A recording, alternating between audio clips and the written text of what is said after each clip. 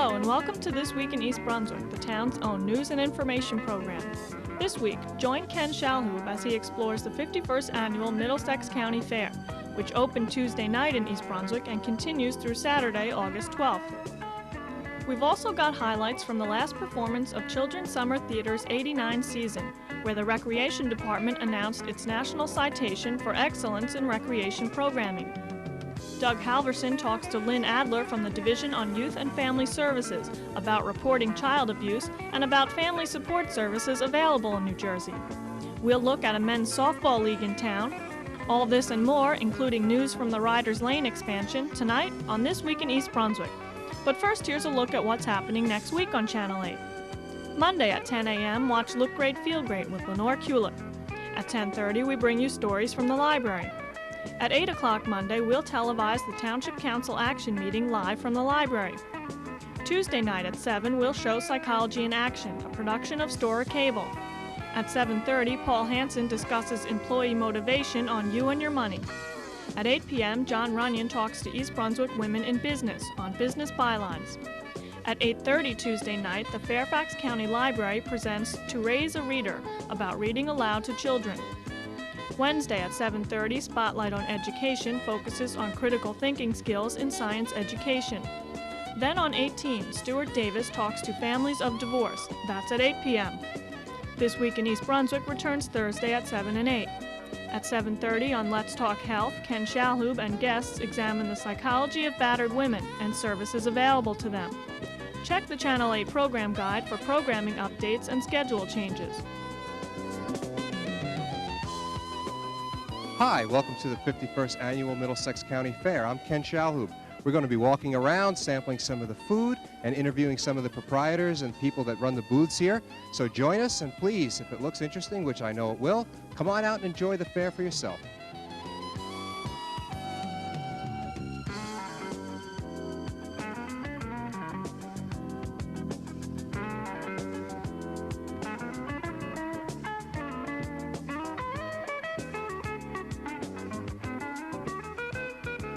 I'm with Grace Auer, the president of the Middlesex County Fair, and Grace has been affiliated with the County Fair for all 51 years of its existence. Grace, thanks for being with us. You're very welcome. It's a pleasure to be with you. Grace, let me ask you, what does it take to put the fair together, and when do you actually start working on it each year? Well, to tell you the truth, when one fair closes, we start right into work on the next year's fair. We try to rectify the things that we think need changing. We try to add the things that we feel we should have. So it's really a yearly performance. We meet every month during the year, and we plan the fair as we go along. The real work of it, the setting up, talking about the tents and all that, really starts about in March. We work seriously from March on to get the fair organized. Well, even though I don't live in the area anymore, I come every year to cover the fair, and it always looks the same to me. Can you tell us some of the changes that you made since last year? Oh, well, I can't tell you exactly, but we try to change the entertainment, and we've added more things. We have more different foods and different entertainment, different rides and things like that. Well, it looks like it's going to be a great time this year, and everybody, I'm sure, in the township appreciates all the work that you put into it. Well, it's been the love of my life. I've been happy to work, and it's such a joy to meet folks and, renew acquaintances each year at the fair. Well, thanks for being with us, and good luck to you. You're very welcome, I'm sure. Thank you.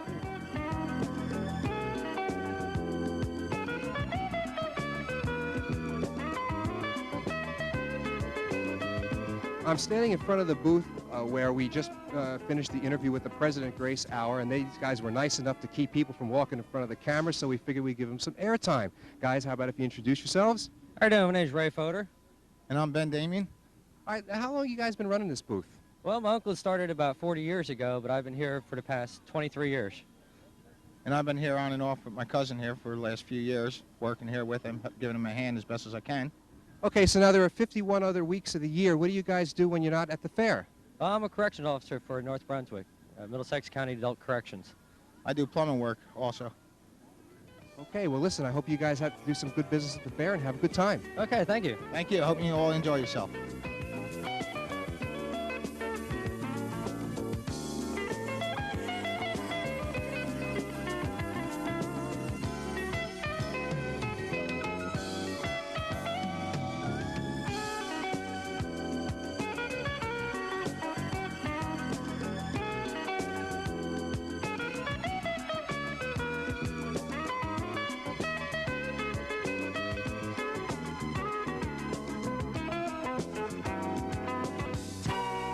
I'm standing in front of the 4-H Club's miniature golf stand and game, and I'd like to first have you introduce yourselves. I'm Melissa Conover. I'm George Conover. Karina Braxel.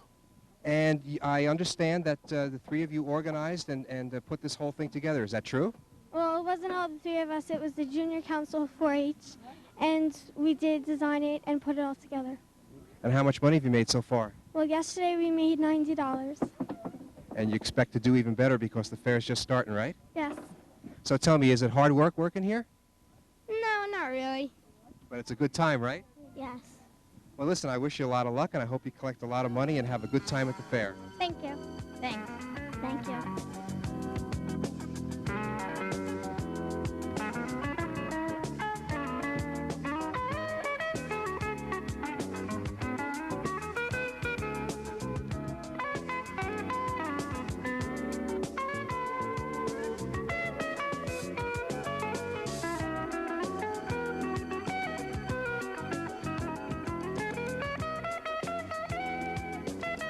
We're with Elaine Grocke. She lives in Piscataway, and she's a member of the 4-H Club. Elaine, thanks for being with us. Thank you. Elaine, I understand that there are two programs this year with 4-H. One's called the Petting Table, and one is called the Skillathon. Skillathon. Why don't you tell us a little bit about it, Elaine? Okay. The petting table is behind us here.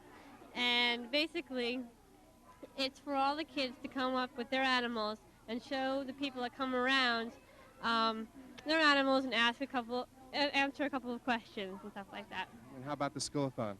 The Skillathon is for the 4-Hers and for other kids that come around. And they can come through the station. It's a learning thing, and we hope that they get something out of it. Well, I don't know about the Skillathon because that's not set up yet, but the petting table seems to be very popular. Yes, it seems to be very popular. Well, Elaine, enjoy the fair. Okay, thank you very much.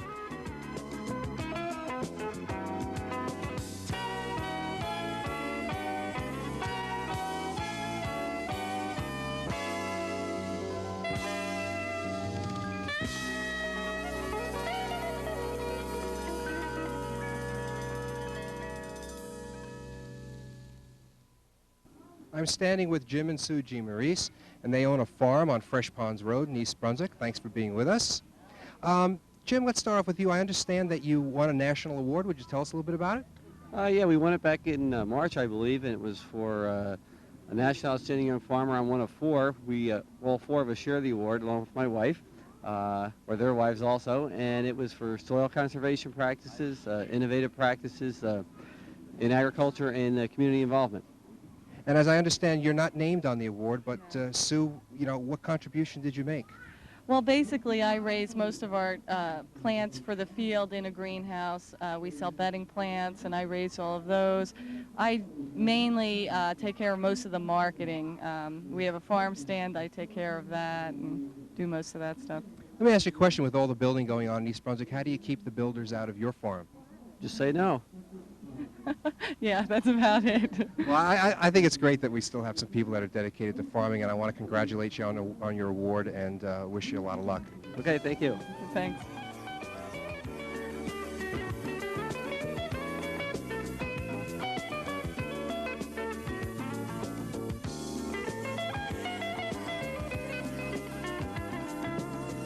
I'm in front of the Sweet Adeline's potato pancake booth, and I'm standing with Marty Walker.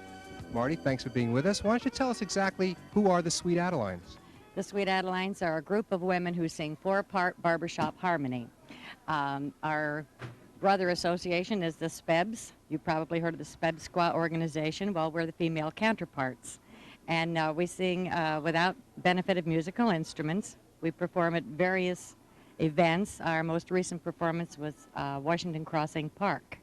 And tell us a little bit about your potato pancakes. What are you serving them with? We serve them with sour cream or applesauce. You get two in an order, and they're quite delicious. And who do the proceeds go to? They go to our organization for the benefit of our members for musical education.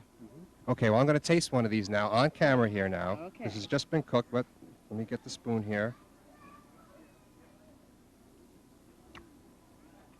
Excellent potato pancakes. Thanks for being with us. Thank you.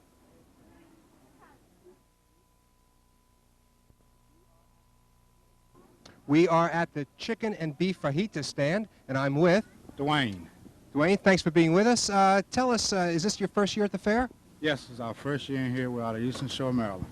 And I understand you go around to different places?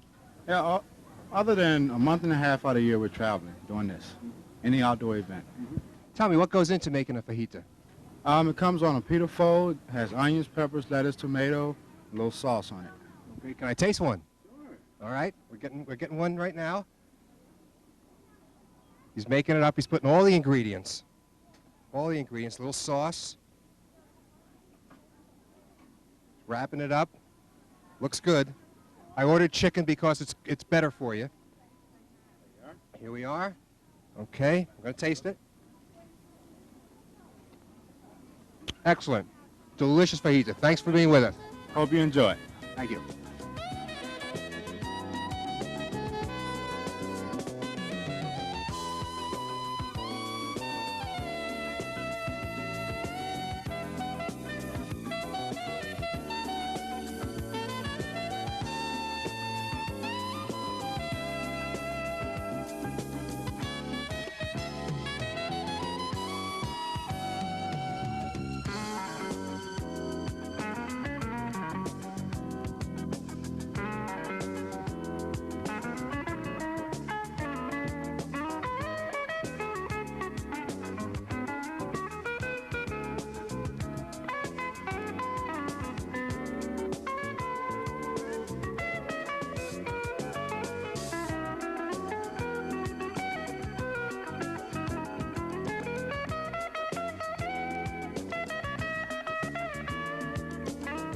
I'm with Dr. Dale Buckberger, and Dale has a booth inside the tent right behind us. And Dale, what are you offering this year?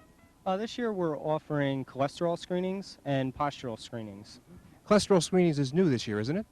Yes, it is. For us, it is. We thought as a community service, with the heightened awareness of high cholesterol and changing of diets and lifestyles, that cholesterol screenings would be a good adjunct this year. And what's it cost to get a screening done at the fair this year? It's $5. That's just to cover the lab costs. And Dale, why do you feel it's important for people to get their cholesterol tested? People go unawaring about high cholesterol or plaques in the arteries. Many problems with heart disease can be taken care of early if it's detected. And this is part about what the screening is all about, is to catch it early at a minimal fee. And people are more prompt to do that. If it is at a minimal cost, they don't have to go to a doctor, and it's taken care of much faster. Well, Dale, I think it's a great idea. I think it's a great service. Well, thank you. We're happy to be here, and we just want to help people out, and that's why we're here. Thanks for being with us. Okay, thank you.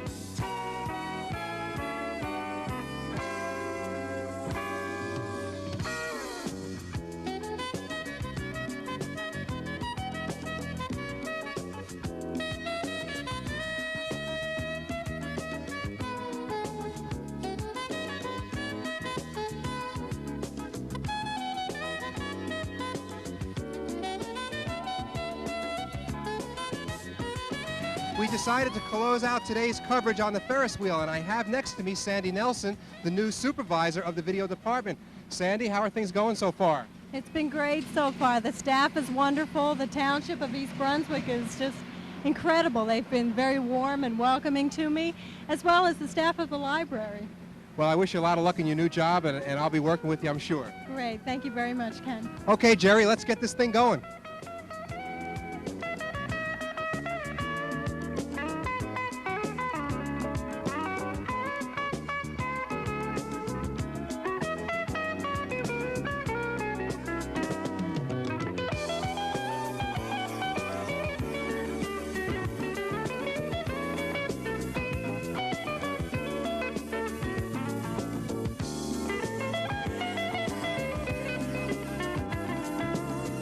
The Ryders Lane expansion is underway.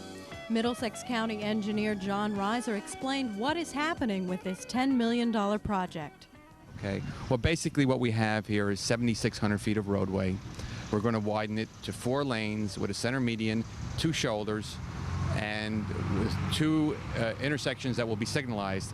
Also included will be 1 major bridge structure which will be built over the Weston's Mill Pond. It's going to make it easier for the residents. They no longer will have to contend with peak hour traffic where they can't get in and out.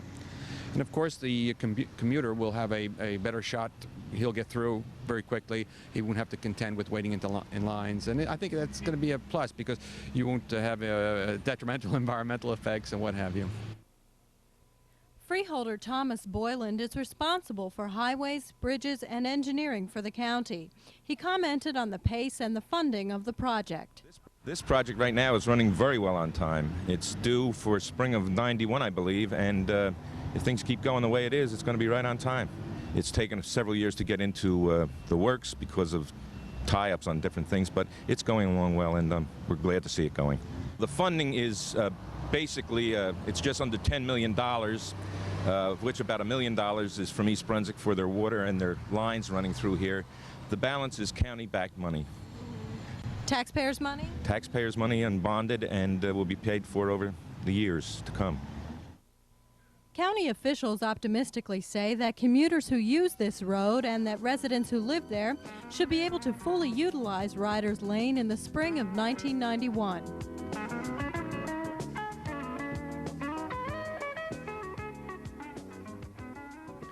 Welcome.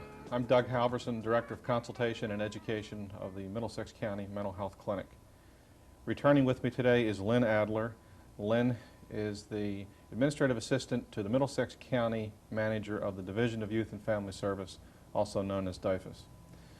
Lynn, the last time you were here, you said a bit about how DYFS investigates allegations of child abuse.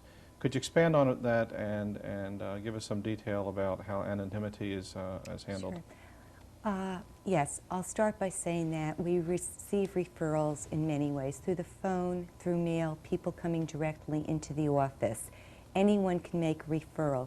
In fact, the law states that anyone who suspects that a child is being abused or neglected must report this to the division immediately. The law also provides immunity for anyone who reports a suspicion in good faith to the division. Anyone who calls can remain anonymous. They do not have to give their names. We do prefer that they give their names. If they do, this is kept confidential. However, if the case goes to court, the information will be made known. As I said, a suspicion is all that is needed for a report to be made. The division then works very closely with community agencies and resources to provide services for family. Some of the agencies that the East Brunswick District Office works with in its catchment area are the Community Mental Health Center of Middlesex County, Catholic Charities, Family Service Association, the East Brunswick YMCA, the YMCA of Parlin, Plainsboro Community Guidance Center, South County Mental Health Center, and the East Brunswick Youth Service Commission. There is also a cooperative working relationship with the juvenile aid bureaus and the police departments in the East Brunswick catchment area, as well as in the county as a whole. There's a good working relationship, too, with the local school systems and the hospitals in the county.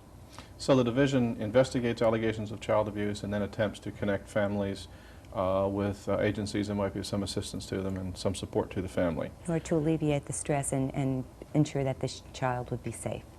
Lynn, thanks for being with me. Thank you. Being with here today has been Lynn Adler, Administrative Assistant to the Middlesex County Manager of the Division of Youth and Family Service. For further information, residents of East Brunswick may call 390-2100.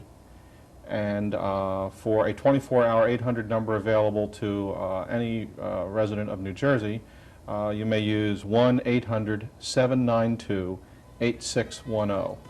I'm Doug Halverson, Director of Consultation and Education at the Middlesex County Mental Health Clinic. Thanks for watching.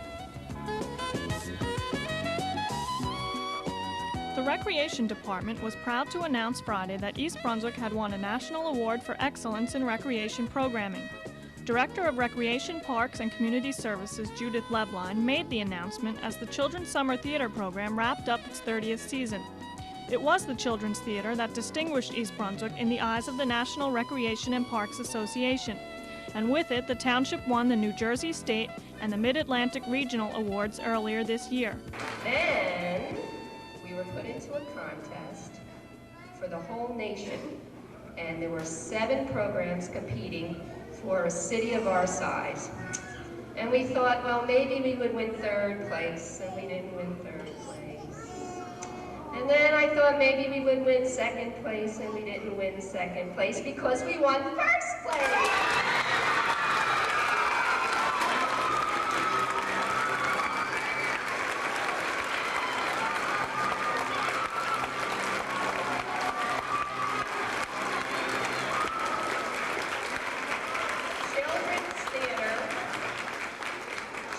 Theater will be honored at the National Recreation and Park Congress in San Antonio, Texas in October. And Mr. T and I are going to go, and we're going to pick up the award and proudly bring it home. And the week we bring it home will be Children's Theater Week in East Brunswick, New Jersey.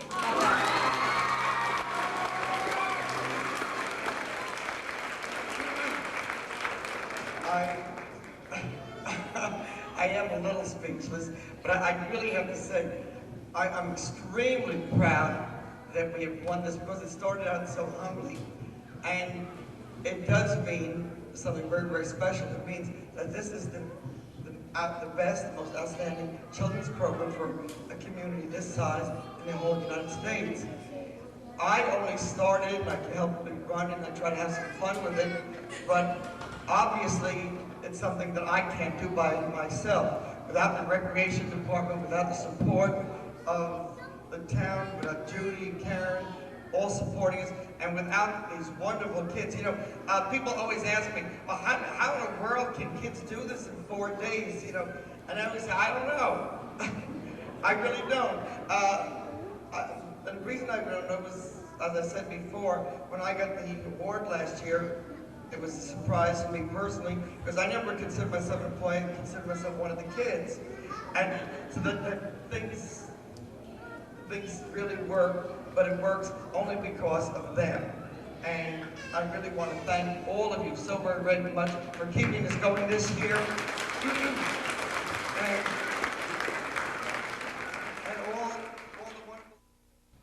The final performance of the 1989 season at Aldersgate Methodist Church was Beauty and the Beast, featuring Wendy Gillette as Beauty and Josh Block as the Beast.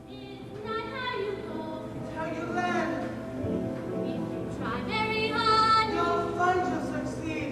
If you run every race, you'll win, yes indeed.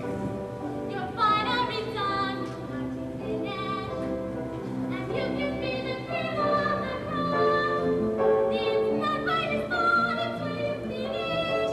And we're gonna finish on top. Yes, Rose, will you dance with me?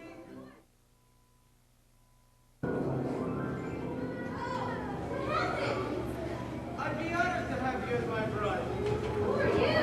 I'm the prince of the castle. A few years ago, what evil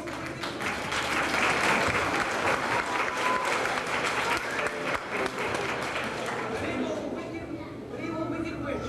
She cast a spell on me. Why? Well, because I wasn't in love with her. And well, she cast a spell until a beautiful young lady fell in love with me. And you broke the spell, Rose. You did it. Rose, will you marry me? Of course. I promise. Now, everyone, come all, prepare for the royal wedding. Rose and I are to wed.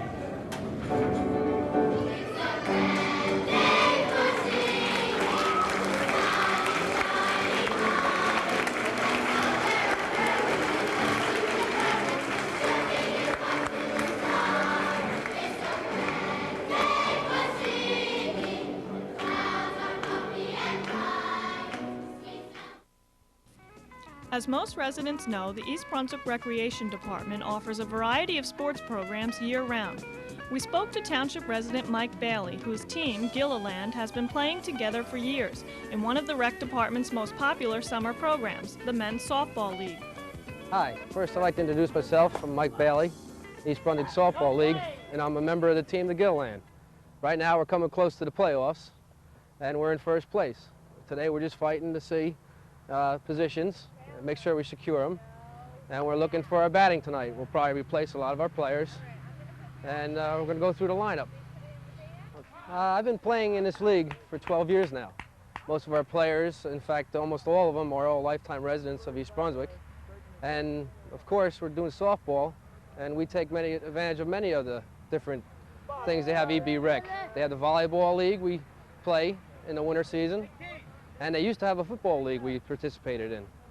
We enjoy it very much, and we'd like to say thanks to Lee Gearhart, the East Brunswick Rec, for all the work he's done with us. All right, this league that we're in tonight starts in May and ends in August. Our team's been very tight this year. That's why we're winning. You know, no errors.